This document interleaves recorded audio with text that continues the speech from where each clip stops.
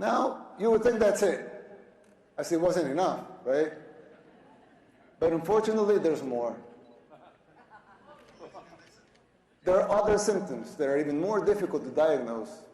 For instance, the financial situation of the United States. When I talk to my conservative friends right here, they always tell me that the problem is high taxes. But they're wrong. Of course, high taxes are extremely high here in the United States. I give you that. You're right in that. But that's not the real problem. The real problem is not the high taxes themselves, but the fact that they are not even really funding the government. Not even those high taxes, higher than a lot of places in the world, not even those taxes are really funding the government. So who's financing the government? Government is financed by treasury bonds, paper. And who buys the treasury bonds?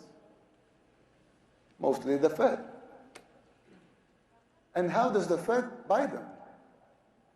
By printing money. But what backing does the Fed have for that money being printed? The treasury bonds themselves. So basically, you finance the government by printing money out of thin air. Someone could ask, well, so if the government can print the limited amounts of money out of thin air, why do they collect taxes?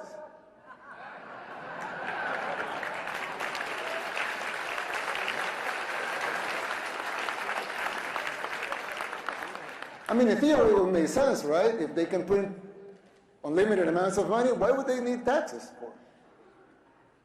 The answer is simple, but it's very shocking. The real problem is that you pay high taxes only to uphold the illusion that you are funding the government, which you are not. It's shocking, but it's true.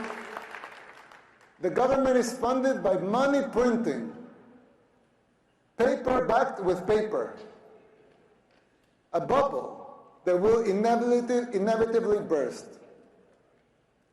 The situation is even worse than it seems, because if most Americans and the rest of the world were to become aware of this farce, confidence in your currency would be lost, the dollar would fall, and the Western civilization with it.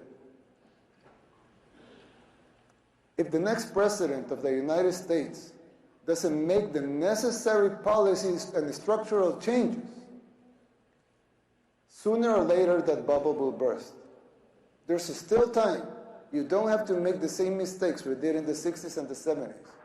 You can still jump before the water boils. Winning the election isn't enough to solve these problems. They will not simply go away as a consequence of an electoral result. It would take a total re-engineering of the government, top to bottom. It will entail making difficult decisions, like the ones we made in El Salvador since 2019, and they're already paying off. It will be hard. The system will push back, but you have the right to determine your own fate